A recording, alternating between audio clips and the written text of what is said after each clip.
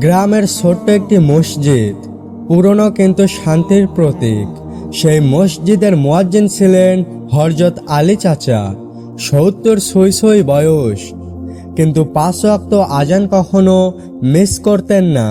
একদিন গ্রামের কিছু যুবক বলল, চাচা এই বয়সে আর কতদিন আজান দেবেন, বিশ্রাম নিন। আলী চাচা মুচকি হেসে বললেন, আমি মরার আগ পর্যন্ত আল্লাহর ডাকে মানুষকে ডাকবো।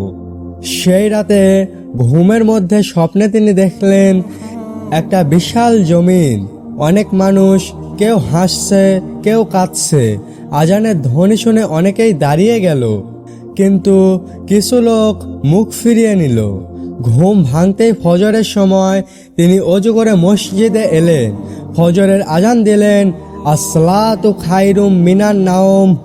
আজানের পর কিছুক্ষণ পর বসে থাকলেন, তারপরে সিজদায় গেলেন, আর উঠে দাঁড়ালেন না।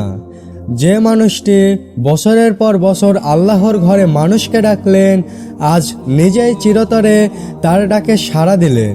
তো বন্ধুরা, শিক্ষণীয় বার্তা হচ্ছে, জীবনের শেষ নিঃশ্বাস পর্যন্ত আল্লাহর কাজে লেগে থাকাই প্রকৃত সফলতা। মানুষকে ভাবলো তাতে কিছু যায় আসে না, আল্লাহ কি ভাবেন এটাই আসল।